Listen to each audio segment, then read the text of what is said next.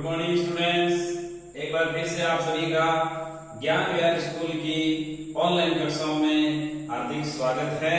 मैं मुकेश बड़ागड़ा सामाजिक विज्ञान की कक्षा के साथ। तो विद्यार्थियों, जैसा कि आपको पता है कि अभी अपने जो लेसन नंबर 6 है के अंदर सरकार वो चल रहा है। आपको ये जानकारी पहले दी जा चुकी है कि आपके बोर्ड के वर्तमान पैटर्न के अनुसार इस पाठ में से 7 अंकों का एक निबंधात्मक प्रश्न है वो आएगा। विद्यार्थियों, अभी तक हमने इस पाठ के अंदर ये पढ़ा है कि सरकार क्या होती है। सरकार के जो 3 अंग है, व्यवस्थापिका, कार्यपालिका, न्यायपालिका, उनके बारे में हमने जानकारी ली। फिर जो सरकार का पहला अंग है व्यवस्थापिका, भारत की व्यवस्थापिका को हम संसद के नाम से जानते हैं। संसद के 2 सदन हैं, लोकसभा और राज्यसभा। हमने उन दोनों के बारे में अच्छे से जानकारी ली कि उनकी संगठन और रचना किस प्रकार से होता है, लोकसभा के कार्य क्या है, राज्यसभा के कार्य क्या है, हमारा जो पार्लियामेंट है संसद, उसके क्या पावर और फंक्शन है, वो सब हमने अच्छे से पढ़ा। उसके बाद में विद्यार्थियों, हमने सरकार का जो दूसरा महत्वपूर्ण अंग होता है कार्यपालिका, हमने उसका अध्ययन प्रारंभ किया।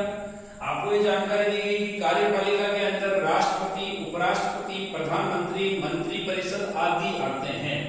और कार्यपालिका सरकार का वो महत्वपूर्ण अंग है जो व्यवस्थापिका के द्वारा बनाए गए कानूनों के अनुसार देश का शासन संचालित करने का काम करता है।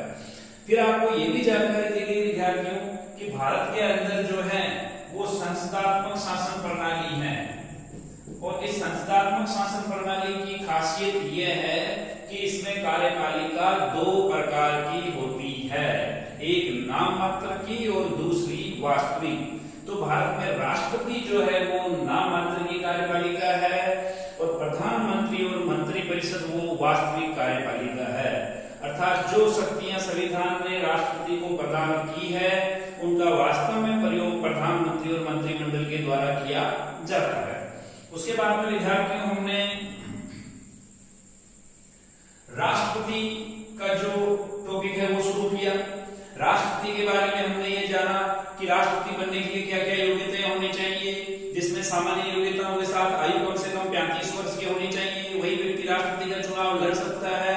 फिर राष्ट्रपति का चुनाव एकल संक्रमणीय मतपत्ति के द्वारा होता है, उसमें हमारे जो निर्वाचित एमएलए एमपी होते हैं वो भाग लेते हैं।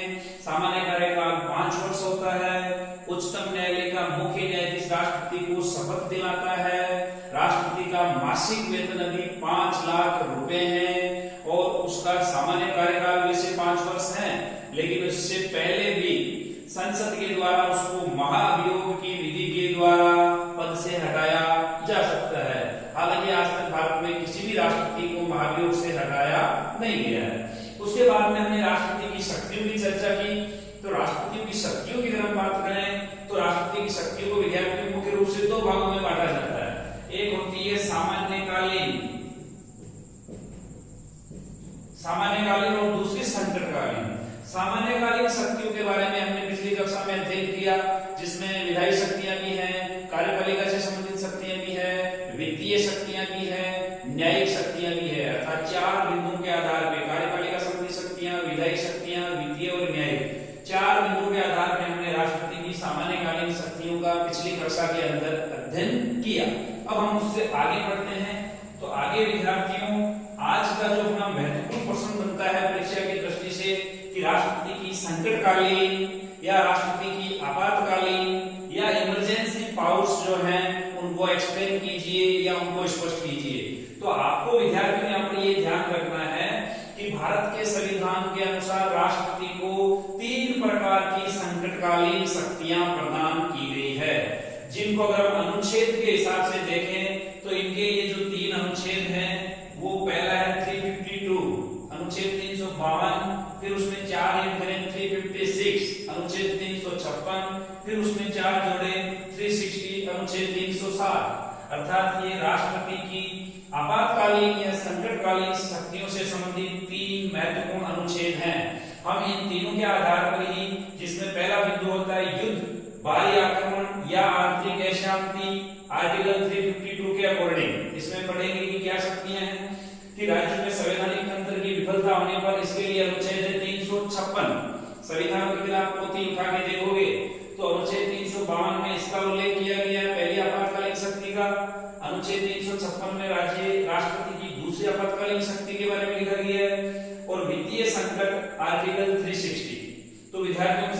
पहले बात करें युद्ध बाहरी आक्रमण की, मूल संविधान के अनुसार युद्ध की स्थिति में या किसी दूसरे देश के आक्रमण की स्थिति में या देश में आंतरिक अशांति होने पर राष्ट्रपति को किसी भी प्रकार से ये समाधान हो या ये पता चले कि संपूर्ण भारत को या भारत के किसी भूभाग की शांति और व्यवस्था को कोई खतरा है, तो ऐसी स्थिति में राष्ट्रपति अनुच्छेद 352 के अनुसार संकट काल की घोषणा कर सकता है।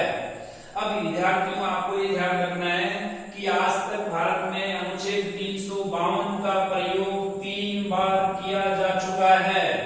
सबसे पहले 1962 में चाइना के साथ युद्ध के समय, दूसरा 1971 में पाकिस्तान के साथ युद्ध के समय, और तीसरा 1975 जब कोई युद्ध नहीं था लेकिन तत्कालीन प्रधानमंत्री श्रीमती इंदिरा गांधी ने आंतरिक अशांति के नाम पे देश में आपातकाल लागू किया था, जो एक विवाद का विषय भी बना हुआ है। विद्यार्थियों, इस प्रकार से ये आर्टिकल जो 352 का प्रयोग है आज तक भारत के संविधान में 3 बार हुआ है। अब आपको ये ध्यान रखना है कि इंदिरा गांधी के आपातकाल लागू करने के बाद में 1977 के अंदर 1977 में भारत में पहली बार गैर कांग्रेसी सरकार बनी, यानी कांग्रेस पार्टी के अलावा किसी दूसरी पार्टी की सरकार या पहली बार गैर कांग्रेसी प्रधानमंत्री भारत में 1977 में जनता दल की सरकार बनी और प्रधानमंत्री बने थे मोरारजी देसाई। इन्होंने मोरारजी देसाई के समय अनुच्छेद 352 से संबंधित एक महत्वपूर्ण संविधान संशोधन हुआ था, जिसको हम 44वां संविधान संशोधन कहते हैं, और ये हुआ कब था? 1978 में। 44वें संविधान संशोधन 1978 के द्वारा अनुच्छेद 352 यानी युद्ध बाहरी आक्रमण या आंतरिक अशांति से संबंधित जो राष्ट्रपति की संकटकालीन शक्ति है, इसमें कुछ महत्वपूर्ण बदलाव किए गए।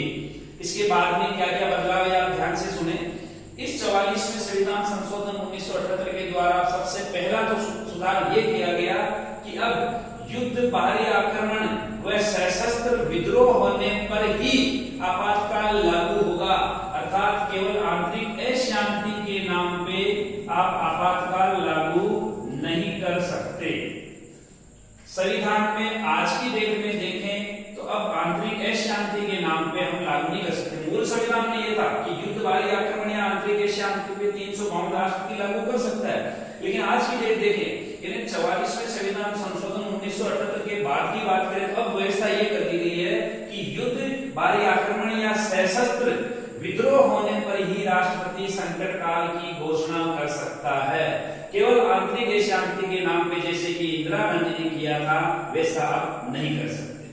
और इस सुधार के बाद में आज तक 352 का प्रयोग नहीं हुआ, क्योंकि आखिरी बार ये 1975 में हुआ था, जो लगभग 45 साल पहले की बात है। दूसरा महत्वपूर्ण सुधार विद्यार्थियों में ये किया गया कि 44वें संविधान 1978 से पहले क्या नियम था कि अकेले प्रधानमंत्री के कहने पर राष्ट्रपति के द्वारा आपातकाल लागू कर दिया जाता था, और 1975 में श्रीमती इंदिरा गांधी ने आधी रात को राष्ट्रपति से आपातकाल लागू करवाया था, जो एक विवाद का विषय भी था। ऐसा आगे नहीं हो, इसलिए अब यह व्यवस्था कर दी गई है इस 44वें संविधान संशोधन 1978 के द्वारा कि अब अकेले प्रधानमंत्री के कहने पर राष्ट्रपति आपातकाल की घोषणा 352 के अनुसार नहीं कर सकता है। अब प्रधानमंत्री के साथ साथ संपूर्ण मंत्रिमंडल, उनकी जो टीम है, वो लिखित के अंदर राष्ट्रपति को ऐसा करने के लिए कहें, तभी राष्ट्रपति 352 का यूज कर सकता है। दूसरा इसमें महत्वपूर्ण सुधार एक और हुआ कि अब जो संसद है वो इस प्रकार की घोषणा के बाद में 1 माह के अंदर राष्ट्रपति जैसे लागू कर दिया, लेकिन लागू करने के बाद में 1 माह के अंदर संसद की स्वीकृति आवश्यक है। अगर संसद ने स्वीकृति नहीं दी तो यह आपातकाल जारी नहीं रहेगा। एक सुधार और हुआ 44वें संविधान 1978 के द्वारा कि लोकसभा अपने सामान्य बहुमत से प्रस्ताव पास करके इस आपातकाल को समाप्त कभी भी कर सकती है। तो इस प्रकार से विद्यार्थियों ने राष्ट्रपति की पहली जो शक्ति है युद्ध बाहरी आक्रमण, या आज की डेट में कहे युद्ध बाहरी आक्रमण या सशस्त्र विद्रोह अनुच्छेद 352, इसके बारे में जानकारी ली। आज तक 3 बार इसका प्रयोग हुआ है और इससे संबंधित महत्वपूर्ण सुधार जो है 44वें संविधान संशोधन 1978 के द्वारा किया गया। उसके बाद में विद्यार्थियों राष्ट्रपति की दूसरी जो महत्वपूर्ण शक्ति है वो है राज्यों में संवैधानिक तंत्र की विफलता, जो अनुच्छेद 356 के द्वारा लगती है, और इसको हम आम बोलचाल की भाषा में राष्ट्रपति शासन के नाम से भी जानते हैं। आपने कई बार सुना होगा कि फला राज्य के अंदर राष्ट्रपति शासन लागू हो गया है। इसमें क्या है विद्यार्थियों कि अगर संविधान के अनुसार राष्ट्रपति को स्वयं या राज्यपाल या किसी और माध्यम से ये पता चले कि भारत के किसी राज्य में वहां का शासन संविधान के अनुसार सही नहीं चल रहा है, वहां पर संवैधानिक तंत्र विफल हो गया है, फेल हो गया है, तो राष्ट्रपति वहां पर अनुच्छेद 356 के अनुसार आपातकाल की घोषणा कर सकता है। और ये आपातकाल उसी राज्य में जिसमें घोषणा की जाती है उसी में लगता है, सब जगह नहीं। पूरे भारत की हम अगर बात करें तो आज तक, क्योंकि भारत में अनेक राज्य हैं, संपूर्ण भारत में अनुच्छेद 356 का प्रयोग आज तक 100 से भी ज्यादा बार हो चुका है। और अपने राज्य राजस्थान की बात करें तो इसका प्रयोग आज तक 4 बार हुआ है, और पूरे भारत में सबसे ज्यादा 9 बार इसका प्रयोग पंजाब के अंदर हुआ है। इसके अंदर भी आपके लागू करने के बाद 2 माह में संसद की स्वीकृति आवश्यक है। एक बार संसद की स्वीकृति अगर मिल जाती है राष्ट्रपति के बाद लागू करने के बाद राज्यों के अंदर 356, तो 6 माह के लिए उस राज्य में राष्ट्रपति शासन लागू रह सकता है। अर्थात प्रत्येक 6 माह के बाद संसद की स्वीकृति आवश्यक है।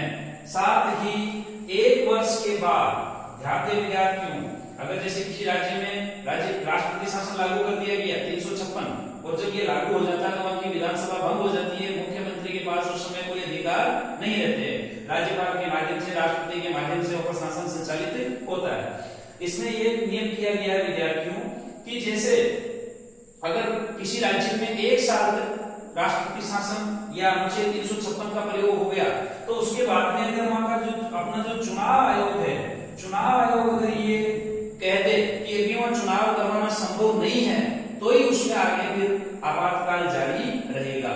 और एक विशेष बात ये ध्यान रखिए कि किसी भी स्थिति में, किसी भी राज्य में 3 वर्ष से ज्यादा समय तक आर्टिकल 356 के तहत आपातकाल लागू नहीं रख सकते, अधिकतम 3 वर्ष।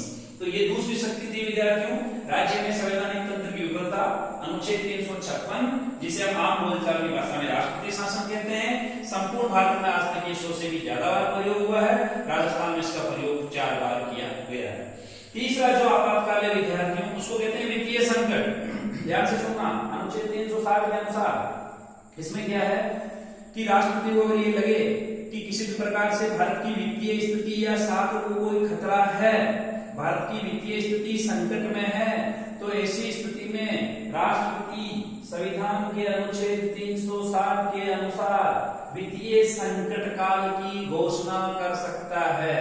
यहाँ पर आपको मैं ये बता दूं कि अभी भारत के अंदर इसका प्रयोग 1 बार भी नहीं हुआ है, अर्थात आज तक भारत में आजादी से लेकर आज तक कभी वित्तीय संकट अनुच्छेद 360 लागू करने की नौबत भारत में नहीं आई है।